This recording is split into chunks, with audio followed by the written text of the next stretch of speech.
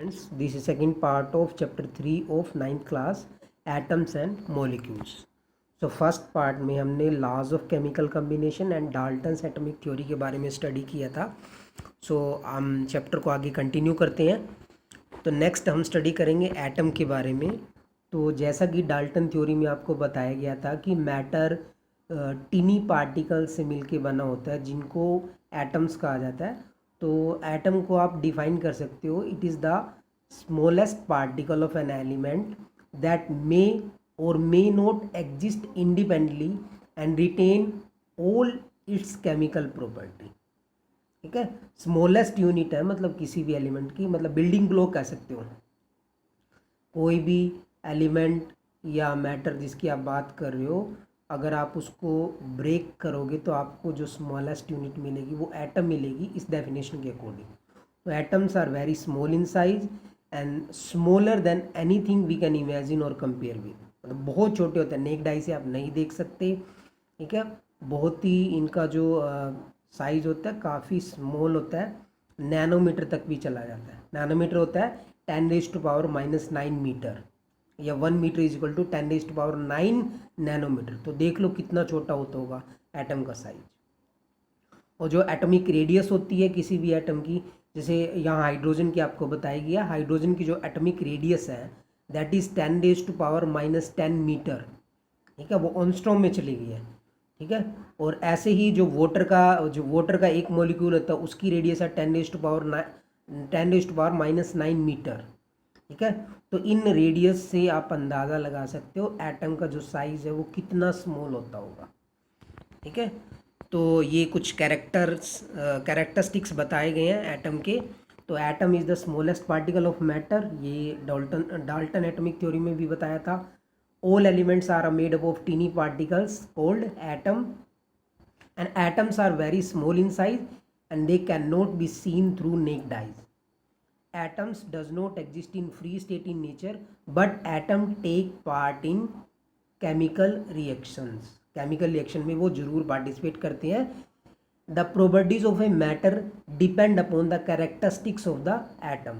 अब मैटर कैसा होगा, मैटर की प्रॉपर्टी कैसी होगी, वो डिपेंड करती है जिन एटम से मिलके वो बना है. Atoms are the building block of an element similar to a brick which combine together to make a building. ठीक है, जैसे हम सेल को कंपेयर करते हैं ना, सेल्स को बिल्डिंग ब्लॉक उससे ब्रिक से कंपेयर करते हैं, आप एटम को भी ब्रिक से कंपेयर कर सकते हैं. बिल्डिंग बनाने में जैसे ब्रिक्स का यूज होता है, वैसे ही किसी एलिमेंट या मैटर की अगर आप बात कर रहे हो उसके बिल्डिंग ब्लॉक एटम्स होते हैं. तो size of atom is indicated by its radius.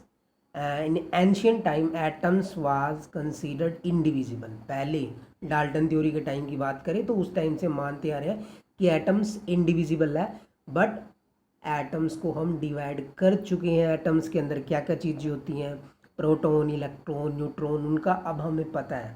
तो अब आप नहीं कह सकते कि एटम्स आर इंडिविजिबल, कि एटम को हम तोड़ नहीं सकते. ये सिंबल्स हैं डिफरेंट एलिमेंट्स के, जो एटम है उनके सिंबल्स आपको बताए गए हैं. ये जो इंग्लिश अल्फ़ाबेट्स होते हैं उनके उससे रिप्रेजेंट किए जाते हैं. कुछ एलिमेंट्स के जो सिंबल है वो एक ही लेटर से रिप्रेजेंट किए जाते हैं और कुछ एलिमेंट्स के जो सिंबल है वो 2 लेटर से रिप्रेजेंट किए जाते हैं. अगर देखो 1 लेटर है, 1 लेटर का सिंबल है तो आप उसको कैपिटल लेटर में लिखोगे. और अगर किसी एलिमेंट का सिंबल 2 लेटर का है तो आपने फर्स्ट लेटर कैपिटल लिखना है, सेकंड लेटर हमेशा स्मॉल लिखा जाएगा. ये ध्यान रखना. आप देख भी सकते हो जैसे एल्यूमिनियम का सिंबल है AL, A कैपिटल है, L स्मॉल है, आप L कैपिटल नहीं लिखोगे, वो रॉन्ग सिंबल माना जाएगा. कॉपर का है CU, C कैपिटल है, U स्मॉल है. नाइट्रोजन का N ही है तो वो कैपिटल ही लिखा जाएगा. ऑक्सीजन का O है तो वो O ही लिखा जाएगा. ठीक है, इसमें से कुछ आप सिंबल देख रहे होंगे, जैसे नाइट्रोजन का फर्स्ट लेटर N है, सिंबल भी N है. ऑक्सीजन का फर्स्ट लेटर O है, सिंबल भी O है. बट कुछ एलिमेंट्स ऐसे हैं जिनके सिंबल उनके नाम से मैच नहीं हो रहे. जैसे पोटेशियम देखिए आप, ऑक्सीजन के नीचे पोटेशियम है, उसका सिंबल K है. तो ये जरूर किसी अदर लैंग्वेज से लिए गए हैं, ग्रीक से, लैटिन से, या किसी और लैंग्वेज से लिए होंगे. वैसे पोटेशियम आपको बता देता, पोटेशियम का नाम कैलियम से आया है, K. के जो सिंबल है वो कैलियम से आया है। ऐसे ही सिलिकॉन का SI, सिल्वर का AG, अर्जेंटेट, सोडियम का Na, इसका भी मैच नहीं कर रहा, इसका नेट्रियम से आया नाम। सल्फर का S मैच कर रहा है, यूरेनियम का U मैच कर रहा है, ठीक है। ऐसे ही आयरन का सिंबल होता है Fe, ठीक है, वो फेरम से आया है। तो ये कुछ सिंबल्स आपको इस स्लाइड में दिखाए गए हैं, आप इनको देख लें, मतलब आपको सिंबल भी पता होना चाहिए ये कौन से एलिमेंट का सिंबल है। तो ये क्वेश्चन पूछा जा सकता है आपसे कि ये सिंबल कौन से एलिमेंट का है या इस एलिमेंट का सिंबल क्या है, तो ध्यान से इनको देख लें। नेक्स्ट है एटॉमिक मास। तो एटम्स आपको बताए गए बहुत स्मॉल होते हैं, तो उनका मास भी स्मॉल होगा। तो इतने स्मॉल एटम होते हैं कि उनका जो मास डिटरमाइन करना है वो बहुत ही डिफ़िकल्ट हो जाता है। तो हम क्या करते हैं, मास ऑफ एटम को कंपेयर करते हैं with the mass of A standard atom. और वो जो स्टैंडर्ड एटम है जिसको हम कंपेयर करने के लिए यूज़ करते हैं वो एटम है कार्बन 12। कार्बन 12 इसलिए बोलते हैं, वो कार्बन आपने लेना है जिसका मास 12 है। तो ये है the atom which is considered as a standard atom for the comparing the masses of other atoms is carbon 12 atom whose atomic mass is 12 unit. तो इसको पहले एटॉमिक मास यूनिट बोलते थे AMU, बट बाद में हमने AM हटा दिया, सिर्फ खाली U लिखा जाता है। एटॉमिक मास की यूनिट के पीछे आप सिर्फ खाली U यूज़ करोगे, 12 यूनिट। तो 1 एटॉमिक मास यूनिट क्या हुआ, it is the mass of 1/12 the mass of a carbon 12 atom. तो atomic mass of element is defined as the average mass of 1 atom of the element compared with 1/12 the mass of carbon 12 atom. तो ये कुछ elements के आपको atomic mass बताए गए हैं।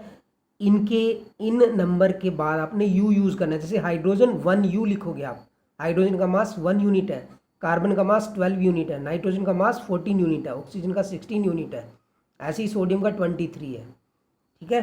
तो आपने क्या करना है, आपने हाइड्रोजन से लेके कैल्शियम तक जिसका एटॉमिक नंबर 20 है, पहले 20 एलिमेंट्स के सबके एटॉमिक मास याद करने हैं।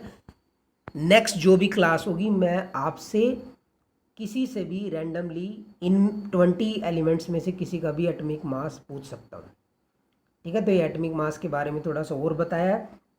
Mass of atom is called the atomic mass. तो एटम बहुत स्मॉल होते हैं तो उसका मास भी बहुत स्मॉल होगा। जैसे अगर आप हाइड्रोजन की एक एटम का मास कंसीडर करो तो वो है 1.673 इंटू 10⁻⁻24 ग्राम।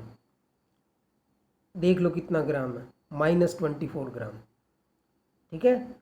तो हम अपनी कन्वीनियंस के लिए रिलेटिव एटॉमिक मास यूज़ करते हैं क्योंकि एटम बहुत स्मॉल होते हैं, उनका मास भी बहुत स्मॉल होगा, तो वो थोड़ा सा डिफ़िकल्ट होता है, ठीक है, डिटरमाइन करना।